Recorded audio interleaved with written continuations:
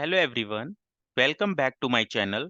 सो दोस्तों, आज हम लोग डिस्कस करने वाले हैं एसक्यूएल अथेंटिकेशन और डीडीएल कमांड। तो सबसे पहले दोस्तों, हम लोग इस अथेंटिकेशन का मतलब समझते हैं कि ये अथेंटिकेशन होता क्या है। तो अथेंटिकेशन का मतलब ये होता है कि जो आप एसएसएमएस में लॉगिन एक्टिविटी करते हो, यानी कि जब आप एसक्यूएल सर्वर मैनेजमेंट स्टूडियो को ओपन करते हो या लॉगिन करते हो उसमें, तो उस एक्टिविटी को हम लोग अथेंटिकेशन बोलते हैं। अब जब आप एसक्यूएल सर्वर को ओपन करोगे, यानी कि आप एसएसएमएस को जब ओपन करोगे, तो वहां पर आपको दो तरीके के अथेंटिकेशन दिखते हैं। एक आपको विंडोज अथेंटिकेशन दिखेगा दोस्तों, और दूसरा आपको एसक्यूएल सर्वर अथेंटिकेशन दिखेगा। अब दोनों अथेंटिकेशन में फर्क क्या है, हम लोग पहले वो समझते हैं। तो जब आप विंडोज अथेंटिकेशन की बात करते हो, इसका मतलब you are not connected with client और company server, you are connected with local host. इसका मतलब ये हुआ दोस्तों कि जब आप विंडोज अथेंटिकेशन के थ्रू लॉगिन करोगे, तो आपको क्लाइंट या किसी कंपनी के सर्वर के लॉगिन क्रेडेंशियल्स की जरूरत नहीं है। यानी आप किसी भी क्लाइंट या कंपनी के सर्वर को आप यूज नहीं कर रहे हो, आप लोकल होस्ट के थ्रू लॉगिन कर रहे हो। अब दोस्तों, लोकल होस्ट क्या होता है? लोकल होस्ट का मतलब ये होता है कि आप जो भी सिस्टम यूज कर रहे हो, यानी आप अपना जो लैपटॉप या जो डेस्कटॉप यूज कर रहे हो, उसको हम लोग लोकल होस्ट बोलते हैं। तो यानी कि जब आप विंडोज अथेंटिकेशन के थ्रू लॉगिन करोगे, यानी कि जब आप लोकल होस्ट के थ्रू लॉगिन करोगे, तो उस केस में जो आपका लैपटॉप या जो आपका डेस्कटॉप होगा, वो एक सर्वर की तरह वर्क करेगा। यानी आप जो भी काम करोगे, जो भी सेव करोगे, वो आपके उस लैपटॉप या उस डेस्कटॉप में स्टोर होगा। लेकिन जब आप ऑर्गेनाइजेशन में काम कर रहे हो, तो वहां पर हम लोग एसक्यूएल सर्वर अथेंटिकेशन को यूज करते हैं, बिकॉज इसमें आप you are connected with client और कंपनी सर्वर। इसमें आप कंपनी के डेटा को फेच करते हो, कंपनी के डेटा को रिट्रीव करते हो, मैनिपुलेट करते हो। तो उस केस में हम लोग एसक्यूएल सर्वर अथेंटिकेशन के थ्रू लॉगिन करते हैं। क्योंकि जब आप ऑर्गेनाइजेशन में काम कर रहे हो, तो आपको कंपनी के डेटा के साथ प्ले करना है।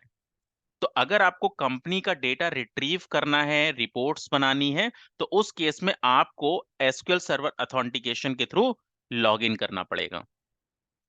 जब दोस्तों आप एसक्यूएल सर्वर अथेंटिकेशन के थ्रू लॉगिन करोगे, तो वहां पर आपको तीन चीजें रिक्वायर्ड होंगी। फर्स्ट, आपको सर्वर का नेम पता होना चाहिए। सेकंड, आपको लॉगिन यानी कि यूजर नेम पता होना चाहिए।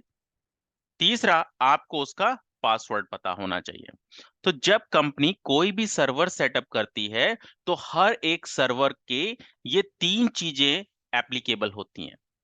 सर्वर का नाम, उस सर्वर का यूजर नेम और उस सर्वर का पासवर्ड। यानी कि आप इसको बोल सकते हो server name and login credentials. तो जब आप कंपनी में काम करोगे, तो आप एसक्यूएल सर्वर अथेंटिकेशन के थ्रू लॉगिन करोगे, और कंपनी आपको सर्वर नेम और user name and password provide करेगी, जिसको आप लोग यूज करके आप लोग लॉगिन करोगे। अब दोस्तों, यहां पर मैं आप लोगों का एक डाउट क्लियर करता हूं पहले। हो सकता है कि आपके दिमाग में ये आ रहा होगा कि क्या अगर हम विंडोज अथेंटिकेशन के थ्रू लॉगिन करते हैं और हम अगर एसक्यूएल सर्वर अथेंटिकेशन के थ्रू लॉगिन करते हैं, तो क्या एसक्यूएल की क्वेरीज अलग अलग चलती हैं दोनों अथेंटिकेशन में? So the answer is no. आप चाहे विंडोज अथेंटिकेशन के थ्रू लॉगिन करो या आप एसक्यूएल सर्वर अथेंटिकेशन के थ्रू लॉगिन करो, दोनों में एसक्यूएल की क्वेरीज सेम रहती हैं। एसक्यूएल की क्वेरीज का इन अथेंटिकेशन से कोई कनेक्शन नहीं है। आप एसक्यूएल सर्वर ऑथेंटिकेशन से लॉगिन करो या आप विंडोज ऑथेंटिकेशन से लॉगिन करो, दोनों में एसक्यूएल क्वेरीज सेम तरीके से सेम वे में ही यूज होती हैं। तो यहां पर दोस्तों मैंने एसक्यूएल सर्वर को ओपन किया। जब आप एसक्यूएल सर्वर को ओपन करोगे तो यहां पर आपके पास कुछ इस तरीके से कनेक्ट टू सर्वर के लिए पूछेगा। यहां पर अगर आप देखोगे दोस्तों तो अथेंटिकेशन में आपके पास ये दो तरीके के अथेंटिकेशंस दिख रहे हैं आपको, जो मेजरली यूज होते हैं। जो आपको यहां पर इंट्रा रिलेटेड दिख रहे हैं ये एज्यूर का क्लाउड बेस्ड है। अब यहां पर आपको बेसिकली इन दो पर ही काम करना होता है, विंडोज अथेंटिकेशन और एसक्यूएल सर्वर अथेंटिकेशन। तो अगर आप देखोगे दोस्तों कि जब मैंने विंडोज अथेंटिकेशन को सेलेक्ट किया है तो यहां पर आपके पास ये यूजर नेम और पासवर्ड आपका ये डिसेबल है। बिकॉज जब आपने इंस्टॉल किया होगा, यानी कि इस केस में जब मैंने इसको इंस्टॉल किया तो उस समय इसने ये सर्वर का नेम मेरा ऑटोमेटिकली डिफाइन कर लिया एंड यूजर नेम डिफाइन कर लिया। लेकिन अगर मैं ऑर्गेनाइजेशन में काम कर रहा हूं तो उस केस में मैं यहां पर एसक्यूएल सर्वर अथेंटिकेशन को सेलेक्ट करूंगा और कंपनी जो मुझे सर्वर नेम प्रोवाइड करेगी वो मैं यहां पर सर्वर नेम में फीड करूंगा।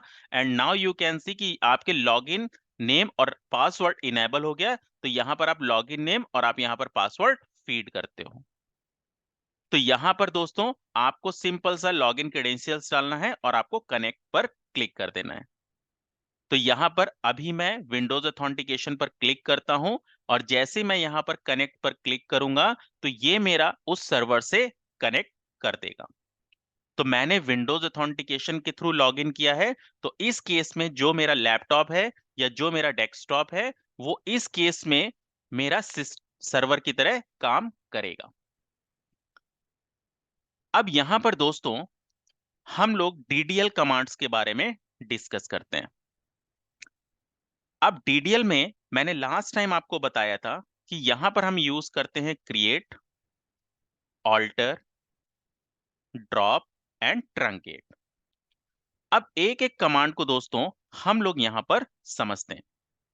तो जब हम लोग क्रिएट की बात करते हैं तो इसका मतलब है you can create any object. अब ऑब्जेक्ट का क्या मतलब है दोस्तों? तो ऑब्जेक्ट का मतलब ये है, ऑब्जेक्ट लाइक आपको अगर कोई डेटाबेस बनाना है, आपको अगर कोई टेबल बनानी है दोस्तों, आपको प्रोसीजर क्रिएट करना है, आपको ट्रिगर क्रिएट करना है, आपको व्यू क्रिएट करना है, एक्सेट्रा। तो अभी फिलहाल जो मैं बात करूंगा दोस्तों, हम दो चीजों पर बस बात करेंगे, डेटाबेस और टेबल। बाकी प्रोसीजर ट्रिगर हम लोग अपकमिंग सेशंस में आगे देखेंगे, तो अभी मैं उसके बारे में डिस्कस नहीं करूंगा।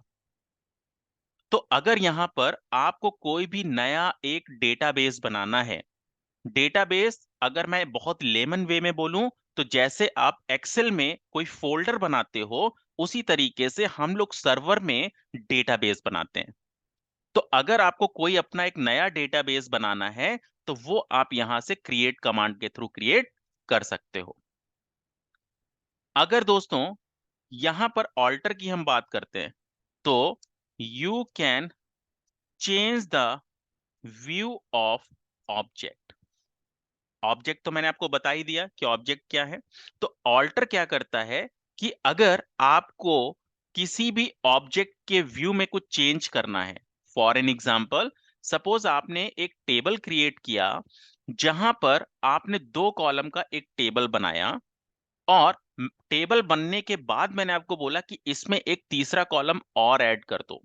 तो यानी कि जो मेरा पहले दो कॉलम का टेबल था, अब मुझे वो तीन कॉलम का टेबल बनाना है, तो उस केस में मुझे ऑल्टर कमांड को यूज करना पड़ेगा। तीसरा है दोस्तों ड्रॉप। तो ड्रॉप का मतलब ये है you can delete any object. यानी कि अगर आपको कोई भी ऑब्जेक्ट परमानेंटली डिलीट करना है तो उस केस में आप ड्रॉप कमांड को यूज करोगे।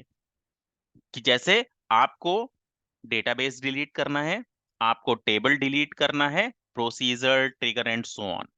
तो अगर आपको ये कुछ भी ऑब्जेक्ट डिलीट करने हैं परमानेंटली तो आप ड्रॉप कमांड को यूज करोगे। और इसके बाद दोस्तों लास्ट यहां पर है ट्रंकेट। सो ट्रंकेट में दोस्तों you can delete all the records from table. तो अगर आपको किसी भी टेबल के सारे रिकॉर्ड्स को डिलीट करना है तो उस केस में आप ट्रंकेट कमांड को यूज कर सकते हो। तो अब दोस्तों यहां पर हम लोग देखते हैं क्रिएट कमांड को, कि सबसे पहले हम अपना डेटाबेस क्रिएट करेंगे।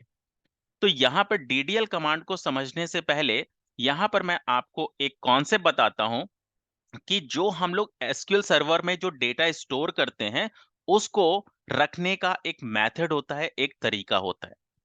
वो तरीका ये है दोस्तों कि सबसे पहले आप अपना एक डेटाबेस बनाओगे, यानी कि क्रिएट ओन डेटाबेस। यानी कि आपने अपना एक फोल्डर बना लिया, इस फोल्डर के अंदर फिर आप यहां से टेबल बनाओगे, क्रिएट दी टेबल। अब इस टेबल में क्या होगा, आपकी फील्ड्स होंगी, यानी कि कॉलम्स होंगे, आप इसको कॉलम्स भी बोल सकते हो। ओके, अब जब आपके पास यहां से टेबल बन जाएगा देन उस टेबल के अंदर आपके रिकॉर्ड्स होंगे। तो इस तरीके से आप एसक्यूएल सर्वर में डेटा को स्टोर करते हो। तो सबसे पहले दोस्तों हमें एक अपना डेटाबेस बनाना होगा। तो हम अपना एक डेटाबेस कैसे बनाएंगे, हम वो चीज समझते हैं। तो दोस्तों यहां पर आपको ये डेटाबेस नोड दिख रहा है, जो फोल्डर दिख रहा है इसको हम डेटाबेस नोड बोलते हैं। आप इसको प्लस साइन पे क्लिक करके एक्सपेंड करके अगर आप यहां पर देखोगे तो ये डिफॉल्ट आपको दो फोल्डर्स दिखेंगे, यानी दो नोड्स दिखते हैं। तो यहां पर फिलहाल मुझे अपना एक डेटाबेस बनाना है। तो ये डेटाबेस मैं दो तरीके से बना सकता हूं दोस्तों। पहला तरीका कि यहां पे मैं डेटाबेस पे राइट क्लिक करूंगा और मैं यहां पे न्यू डेटाबेस पर क्लिक करूंगा। तो जैसे ही मैंने यहां पर न्यू डेटाबेस पर क्लिक किया दोस्तों, तो ये अभी मुझे एक विजार्ड देगा जहां पर मुझे ये पूछ रहा है कि आपको डेटाबेस का क्या नाम रखना है, आप वो नाम बताइए। तो जैसे दोस्तों मैंने यहां पे इसका नाम रख दिया एसक्यूएल सेशंस, और जैसे ही मैंने इसको ओके किया दोस्तों, तो यहां पर ये एसक्यूएल सेशंस के नाम से इसने एक मेरा ये डेटाबेस क्रिएट कर दिया। तो जो आपको ये सिलेंड्रिकल आइकन दिख रहा है ये आपके डेटाबेस को डिनोट करता है या रिप्रेजेंट करता है। अब दूसरा तरीका ये भी था दोस्तों कि मैं यहां से एक न्यू क्वेरी विजार्ड ओपन करता और मैं क्वेरी लिख कर भी यहां से डेटाबेस क्रिएट कर सकता हूं। तो यहां से मैं इसको डेटाबेस को दोस्तों डिलीट करता हूं और मैं आपको क्वेरी के थ्रू भी दिखाता हूं। तो मैं यहां से इस पे राइट क्लिक करूंगा और मैं यहां से इसको डिलीट कर देता हूं। तो यहां से दोस्तों अगर क्वेरी के थ्रू आपको करना है तो आप न्यू क्वेरी पर यहां पर क्लिक करेंगे, तो यहां से ये आपके सामने एक विजार्ड ओपन करेगा, क्वेरी विजार्ड, जिसको हम लोग क्वेरी विजार्ड बोलते हैं, कुछ इस तरीके से। तो यहां पर दोस्तों हम लोग अब कमांड के थ्रू या क्वेरी के थ्रू हम यहाँ पे डेटाबेस को क्रिएट करेंगे।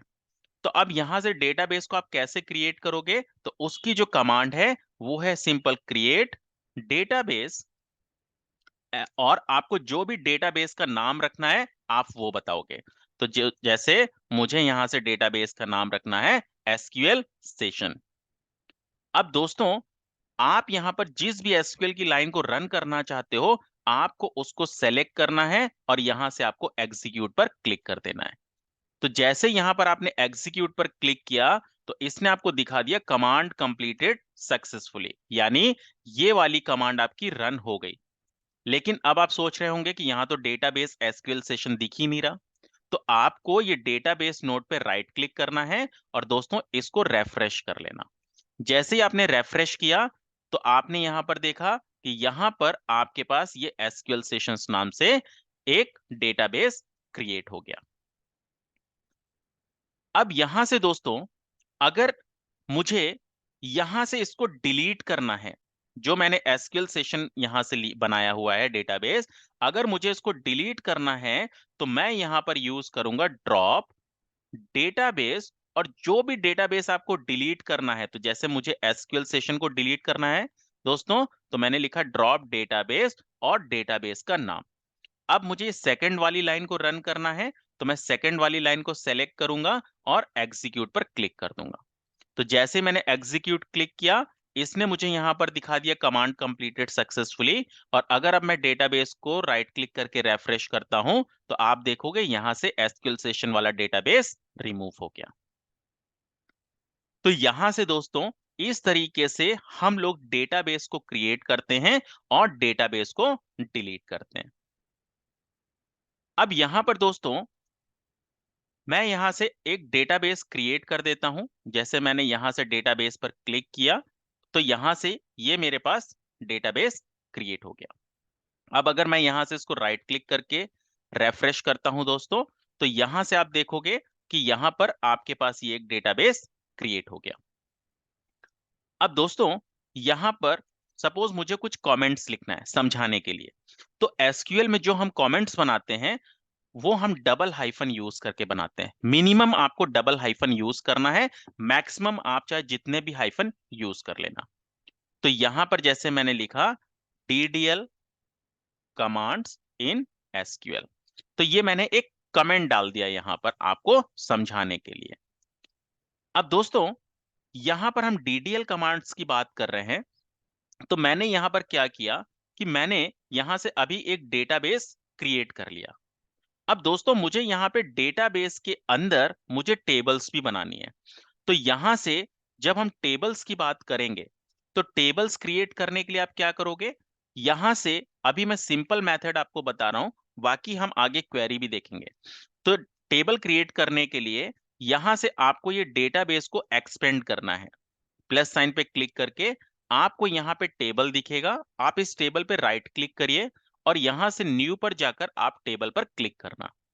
तो जैसे ही दोस्तों आपने यहाँ पर टेबल पर क्लिक किया तो यहां से आपके सामने कुछ इस तरीके से एक विजार्ड ओपन होगा, जहां पर ये आपसे दो चीजें पूछेगा, कॉलम का नाम और उसका डेटा टाइप।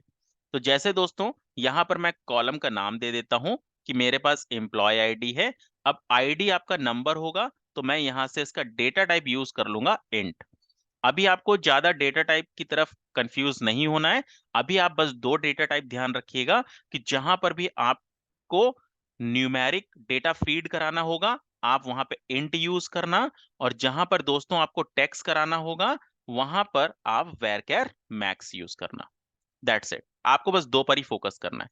तो जैसे दोस्तों मैंने यहां पर ये तीन कॉलम क्रिएट कर लिए और मैं इसको कंट्रोल एस करूंगा। जैसे मैंने इसको कंट्रोल एस किया, अब ये आपसे पूछ रहा है कि जो आपका ये टेबल आप बना रहे हो इसको किस नाम से सेव करना है।